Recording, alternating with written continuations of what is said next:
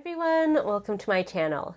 In today's video, I am very excited to share with all of you my first makeup haul of 2023, which is these two gorgeous products from Chantecaille. So thus far in the year, there haven't really been that many makeup releases that have really intrigued me, but the moment I saw pictures of this collection, I was just really keen. I mean, they're just so gorgeous. Even though they're so pricey, I just couldn't help myself and decided I would treat myself to these two lovelies over here. I picked up the Lip Chic in Crocus, which is this beautiful bright pink shade. And then the Wild Meadows blush. This is the shade Anemone, which is the deeper raspberry shade. So if you're interested in learning more about these products, then just stick around. So to start off, I want to talk about my overall thoughts about this collection and Chantecaille. So I do have a few Chantecaille products in my collection already. Today's look is basically featuring all of those products. And historically, I've been very careful with my Chantecaille purchases because they are extremely expensive. I think a lot of people on YouTube will tell you that Chantecaille is really beautiful, really high quality, but also pretty overpriced. And I would have to say that I agree with that on the whole. Basically, I love all the products I've tried from Chantecaille if I don't really think about how much I spent on them. If I really think about how much I spent on them and kind of compare them with other products that are cheaper, I can't say that Chantecaille is necessarily worth the cost, but they do produce very high quality formulas. Up until now, I've stuck to products in their permanent line, so you can see these are much simpler in terms of the packaging, still chic, but not quite as gorgeous as a lot of their limited edition packaging. Usually I avoid limited edition products just because, once they're gone, you guys can't pick it up anymore, and so it becomes a lot less relevant for the channel. But just look at these. These are so pretty. I just couldn't help myself, especially since nothing else was really intriguing me in terms of the recent releases. I was in sort of a treat myself mood and decided I wanted to pick these up. And I figured this way I can also give you guys more of an impression of what it's like to pick up their limited edition products and how the quality compares to their permanent line. So without further ado, let's get into today's makeup look. So to start off, let's go in with some Just Skin tint from Chantecaille. I have this in the shade Glow, which is currently a bit deep for me. This is basically my summer shade. And so the way I've been wearing it in the winter is by either mixing in some of my Charlotte Tilbury Hollywood Flawless Filter or this Addiction Skin Protector that I got in Tokyo. This also doubles up as a sunscreen, and so I just kind of use a little bit of both and then mix that together on the back of my hand. And I've been really enjoying this on an everyday basis. I think that these two mixed together creates a shade that is pretty good for my skin tone. Maybe still a little bit warm, but as you can see, overall with this sort of sheer coverage, it still blends in pretty nicely. And I've been enjoying this on no makeup days. As you can see, it doesn't really provide much coverage. So I'll typically go in with this and then add in some concealer on areas where I have some texture or blemishes. And that combo has been working pretty well. I've been waiting for an opportunity to share this with you guys because I've been doing this quite a lot as my go-to makeup. But usually on days when I film, I try to go in with a bit more coverage just because, as you guys can probably tell, my skin has been super angry recently and has been breaking out a lot. So that cocktail of the Just Skin tint and the skin protector doesn't leave a ton of coverage, but just adds some hydration and dewiness and also some sunscreen to the skin. So now for some coverage, I have my ABH concealer. This is the Magic Touch Concealer. And I'm going to put this just everywhere where I could use some additional help.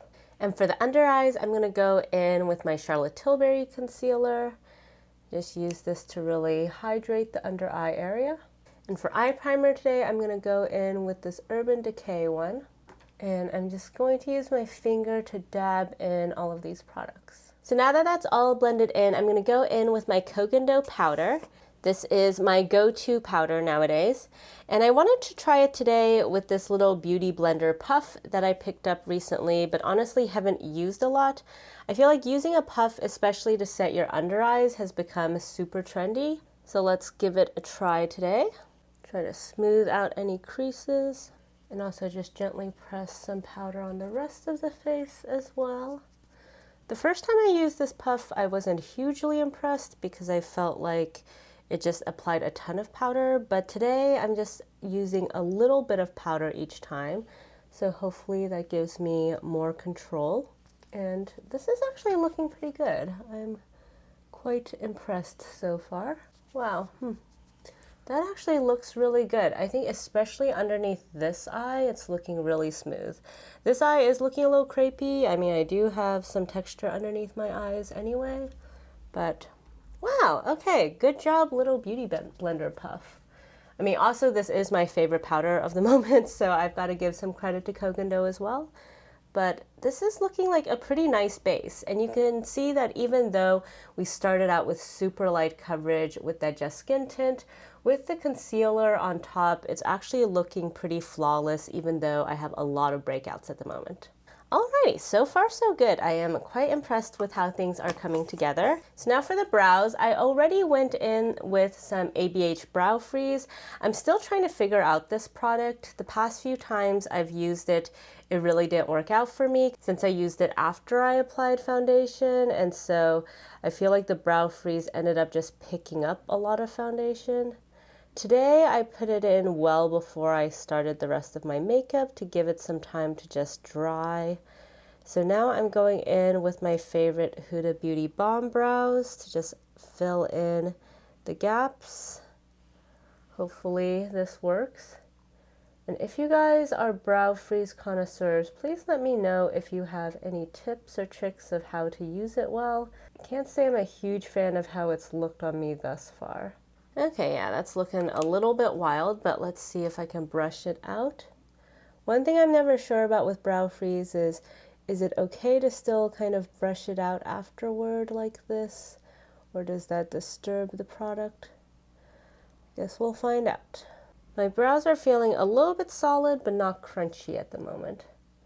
I think the brow freeze has definitely expanded the surface area of my brows by slicking them up. Okay, I feel like that's looking decent. I mean, I'm not really used to seeing myself with such wide, bushy brows, so this is kind of an adjustment for me, but what do you guys think? Does this give me more of a natural appearance, or is this giving like Groucho marks? All right, so now my lips are feeling pretty dry, so let's go ahead and get into this lip chic. I am super excited about this. If you guys have been watching any of my videos recently, you know that I have fallen in love with Chantecaille's lip chic formula ever since I got this one, Calla Lily, and so that's what motivated me to pick this up as well. But look just how beautiful this packaging is. Oh, it's so beautiful. So this is their normal packaging, and you can see just how much more luxe and beautiful this limited edition packaging is. Ooh, okay, this is quite the stunner. And I absolutely love crocus flowers and saffron in general, so I am very excited about this. So this is what the shade looks like. Let me give you guys a quick swatch on the back of my hand. So you can see that it's sort of a sheer balmy formula, very bright pink. Let's put this on the lips. Ooh, alrighty. Very, very vibrant. Well, I guess I did get what I was looking for in terms of a fairly unique shade to my collection, very bright. I will do comparison swatches at the end of this so you guys can see what this looks like. It does feel super nourishing and comfortable on the lips though. I would say the only thing I'm not loving about how it looks is because it's so vibrant and sheer, there are certain parts that are a little bit more pigmented than others. In particular, when I was first applying it, I did notice on the dry patches of my lips, it was clinging a little bit more, and so it looked a little bit more pigmented there than elsewhere. But I will say after rubbing my lips together a few times, now I think it's hydrated those dry patches, so the overall pigmentation is a lot smoother. But very, very pretty.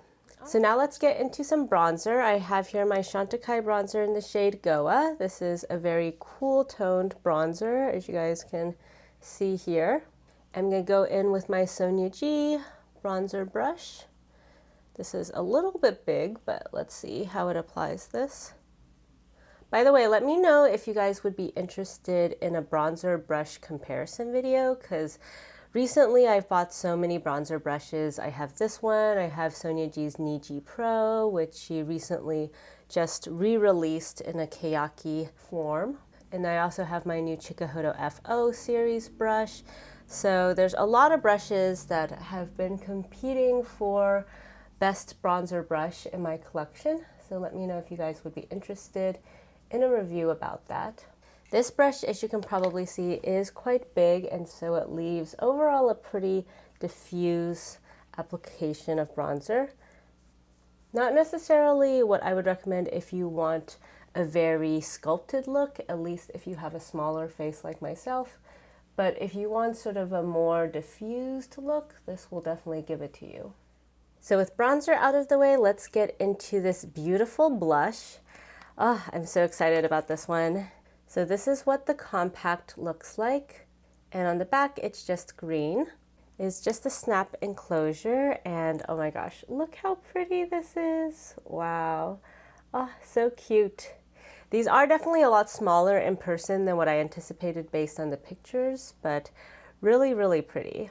And interesting enough, I feel like there is a little bit of a shimmer in the blush formula. So I don't know if you guys are going to be able to see this on camera, but definitely in person I do see a little bit of shimmer. I will say the embossment in person looks slightly less luxe than what it looked like online. I mean, still really beautiful, but I don't know. There's something that almost looks sort of chunky and cartoonish about it in person.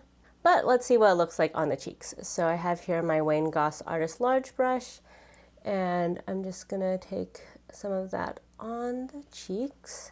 Because this is a baked formulation, it can be sort of gradual in the pickup, which I personally prefer. Ooh, wow, okay, actually that picked up quite a lot. I got a little bit overzealous there. Okay, I think you can definitely see on the cheeks how it does have some shimmer to it. I mean, not like glittery shimmer, but it's definitely not matte. Okay, let's see. Ooh, I think I went a little overboard there. Let me actually bring back some of that bronzer brush just to help blend out the edges. All right, there, that's a little bit better. And then let's put a little bit on this side. Yeah, so basically I would say if you just kind of go in like this, you'll get a really good amount. So just don't be too aggressive like I was on the other side. Ooh, yeah, I think this side is looking a lot better because I'm building it up a little bit more gradually. This color definitely pops, and so you need a little bit less of it than you might think you do. It kind of goes from like, oh, I can't see it, to wow, it's really beaming very quickly.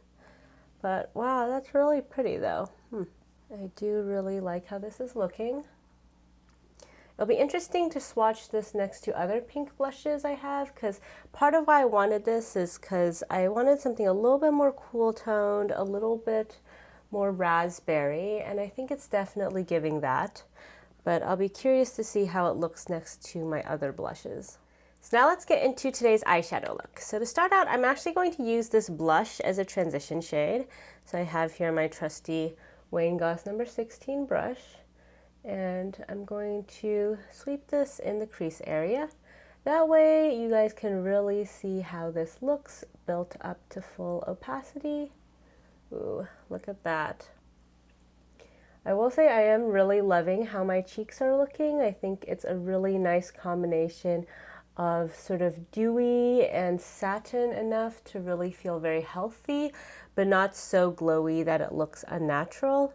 It's definitely giving that sort of lit from within blushing effect, which is really beautiful. And I think because it has this baked formula, a wide variety of different skin tones can use this. If you have a really deep skin tone, you might need to spend a little bit of time building it up, but because it's so bright, I think it'll still show up quite well. Whereas if you have a really fair skin tone, just maybe dab a tiny bit in. But this on the lids is just giving a really pretty, very romantic effect. Actually, I could just stop the look here, add some eyeliner, and call it a day, but I do think I'm going to do a little bit more. So to deepen up the look, I'm going into O Part from my Natasha Denona Retro palette. So just adding this to the outer thirds of the crease area to deepen things up. And then for shimmers, because of the green that I'm wearing, I thought it'd be fun to go into the Retro Glam palette. So I'm going to take some of Marlin and put this on the center of the lids. This has been kind of my go-to anytime I open up this palette. And then I'm taking some of Oz, and I'm going to put that in the outer portion just to tie it in with O Part. And then with my Chikuhodo GSN 9, I'm going into Oscar, and I'm going to put this all over the inner thirds, just to tone down the green a little bit. Then turning that brush over, I'm just going to use it to add a little bit more Marlin to the center of the lids. Just kind of blend in those colors together. Make sure there's no harsh edges. And then I'm going back in with the Wayne Goss number 19 into O Part just to blend out any edges in the corners.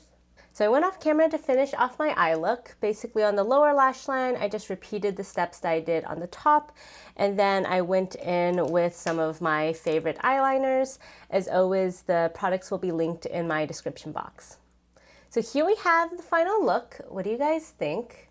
I am definitely really enjoying this look. I think the eyeshadow look, the blush, the lip all just kind of go together and have this really pretty sort of spring romantic vibe to them. I feel like my base looks really flawless even though I've had a lot of acne issues. The way the blush is sitting on the cheeks is just very flattering. It gives that nice lit from within effect. I don't really feel like I need highlighter, but at the same time, it's not so blingy that if I had highlight, it would look bad. Also, my lips just feel incredible with this lip balm. I'm really loving this formula. And I feel like for the spring months, I can definitely see myself reaching for this color. So before we get into my overall thoughts and impressions, let's do some comparison swatches.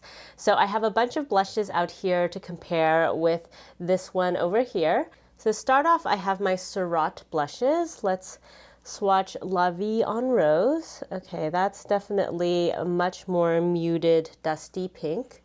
And let's take a little bit of Rougeur. Okay, that's way deeper in tone. Wow, that's a lot more pigmented as well. Next, we have these Hourglass blushes. So let's swatch this lighter pink. Oh, the light pink is actually very similar, I would say, to this one. Maybe just a little bit more gold shimmer in it. Let's do the deeper pink shade. Okay, yeah, this one is also looking pretty similar to the Chantecaille. Ooh, okay, so if you guys have elephant, you might actually have your bases covered in terms of this blush. Let's now go into my NARS Orgasm palette. I thought of this shade as being kind of similar. Okay, yeah, definitely a very different texture, but very similar color. It has that same sort of pinky shade with a little bit of golden hint to it. Let's go into my Pat McGrath collection and take some of Love Struck. Okay, this is definitely a little bit more of a bright berry shade. Let's build that up a little bit. Yeah, definitely a little bit cooler toned. And then let's go into my Addiction palette. I have this Orchid Dusk shade, which is definitely a lot cooler toned in comparison. And then finally, I have my Pat McGrath Divine Blush and Glow palette. Let's go into Peony Rose. And this one is also pretty similar, I would say. Not as similar as the Hourglass ones, but quite close. So in case you guys have been having FOMO about this Chantecaille launch, I will say there's a lot of recent releases that have a pretty similar effect. I would definitely say if you have the Elephant palette from Hourglass, that's extremely similar. And then as you can see, there's plenty of other pink blushes that have been released lately that have a similar effect. And just to confirm that assessment, let me just swatch everything on the back of my arm as well. So this is the Chantecaille, a really built up swatch. Actually built up like that, it's looking a little bit more distinct from the Hourglass ones. But as you can see, it's still pretty similar to all of these over here. Now let me go back into those two Hourglass ones just to confirm that they are as similar as they looked on the other side. So here is the lighter Hourglass and here is the deeper Hourglass. Okay, so it's definitely more similar to the deeper Hourglass than the lighter Hourglass when built up. I think sheared out, the three of them look very similar. But if you have the Chantecaille really built up, it's a little bit more like a hybrid between this Hourglass one and maybe some of these shades over here, like the Peony Rose from Pat McGrath, or the Orchid Dusk from Addiction, or Love Struck from Pat McGrath. So in general, I would say if you have Elephant or if you have some of these Pat McGrath shades, you probably can achieve a fairly similar effect. The formula is on the whole a little bit more similar to the Hourglass in that it is that sort of soft buildable formula, but I think it has a little bit more body, a little bit more creaminess than the Hourglass ones. So that makes it a little bit more similar to the Pat McGrath, sort of a hybrid between the Hourglass and the Pat McGrath. So based on these comparisons, I will say that this shade is maybe a little bit less unique than what I was anticipating, but it still is really beautiful, and this is my first blush from Chantecaille, and I will say that I do really enjoy their formula. It's basically like a hybrid between some of my other favorite formulas, like the Hourglass and the Pat McGrath are some of my all-time favorite blush formulas. So from that perspective, I am glad to have this formulation in my collection. Am I going to reach for this kind of shade all the time? Probably not, but it is really beautiful for the springtime. So now let's do some comparison swatches for the lipstick. So I have a bunch of similar shades here. First I have They Met in Argentina from Gucci. Let's put this next to it. Okay, this is definitely a little bit more warm toned in comparison to Crocus. Then we have Soul Days from Hera. This is a totally different formula, but let's see how the shades compare. Okay, also this one is way more coral and orangey. And then we have the shade Fresh from Laka. This is also a totally different formula, but yeah, still more coral in comparison to the Chantecaille. And then we have Enchant Kiss from Charlotte Tilbury. This is in a very similar formula, actually, that sort of balmy, hydrating formula. Okay, this one I would say is a little bit more neutral in comparison to the Chantecaille, but quite similar. And then I have Glowing Jen from Charlotte Tilbury. This is a little bit more of a nude shade. Then we have Veiled Rose from Pat McGrath. Also more cool toned, more neutral. And then finally we have Calla Lily from Chantecaille as well. This should be a very different shade, so I'll just swatch it here, but it's the same formulation. Alrighty, so here we have all of the shade comparisons with Crocus, which is the second one over here. And you can see that, at least in my collection, there's actually not anything that's quite so much of a bright pink. I think Enchant Kiss from Charlotte Tilbury is the most similar shade I have, but even that one is not that similar. Oh, and before I forget, I do have also this Hourglass blush that I forgot to swatch earlier, so let's just do a quick swatch of this. I think this will be a lot more muted in comparison to the Chantecaille. Okay, yeah, so yeah, this is the Hourglass, this is the Chantecaille. This one is way more muted. So with those comparison swatches out of the way, let's get into my overall thoughts and impressions about these products. So at least based on initial impressions, I would say that I really love this Crocus lipstick. For one, the packaging is just so incredibly beautiful. I mean, let's be real. If this was not in this packaging, would I spend this much money? No, I wouldn't, but I am very pleased with it, considering that this packaging is as beautiful and luxe as I anticipated. Also, I just love this formulation so much. I mean, for me, part of what motivated this purchase is that ever since I got Calla Lily from Chantecaille, I've just been wearing this shade constantly, and the formula has rapidly risen to be one of my all-time favorite formulas, and so I anticipate really loving this formulation as well. The shade also is pretty unique in my collection. I don't have that many very vibrant lipsticks. To be fair, that's because I don't really reach for this kind of shade that often, but now that I have it in my collection, especially going into spring, I think this will be really nice on days when maybe I just have a very neutral look on and want a little pop of color, or maybe I just am doing a no makeup day and just want something that brings a little bit of a spring vibe to the look. In terms of the blush, I would say I am slightly disappointed with this product. It doesn't feel quite as luxe as the lipstick, so even though these are kind of a similar size, I feel like the material for the lipstick is a bit sturdier. It feels like a heavier material, whereas this material is just much lighter, so even though it does look really beautiful with this picture here, the actual compact itself doesn't feel quite as luxe as I was hoping for. Also, this embossment, which looked absolutely stunning in all of the pictures that I saw online, just looks a little bit less special in person. I mean, it's still pretty, but I think it's just a little bit less detailed than I anticipated, so that the flower almost looks a little chunky and not that refined. Now, the formulation is beautiful. I really love how this looks on the cheeks. Like I said, this reminds me of some of my all-time favorite blush formulas. So from that standpoint, I'm really excited to now have a Chantecaille blush in my collection. The color is not one that I think I'll necessarily go for all the time, and I am a little bit disappointed that this is so similar to the Hourglass colors because I do have two of those already. So if I could have redone my order, I think I would have definitely picked this up, but maybe waited until a different release to pick up a blush. That said, there's really nothing wrong with this blush. It's more just that for the price, I don't know that it's necessarily worth it. But that's just my initial impressions. I'll definitely have to keep you guys updated. There's definitely products that I've started out being sort of meh about and then come to love, and also vice versa. In terms of the rest of today's look, I will say that I'm not a huge fan of how my under eyes are looking right now. I think they look really dry.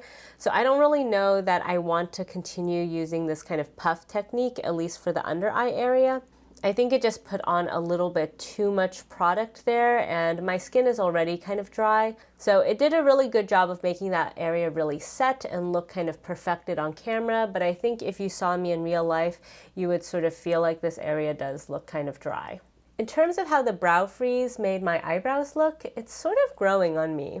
I don't know, I'm very curious to hear what you guys have to say. It's a very thick, bushy brow look, which is a little bit more intense than what I'm used to, but it looks less bad at least than when it started, I'll say that.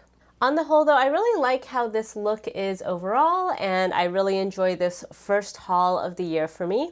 I would love to hear in the comments below what you guys think about this collection. Are you picking up anything? And in general, how do you guys feel about Chantecaille? Do you think they're just really overpriced, or are they worth the hype? I would love to hear your comments below. So that's it for today's video. If you guys like this video, please give it a thumbs up, and if you haven't already, please subscribe to my channel. Thank you all so much for joining me, and I'll catch you next time. Bye!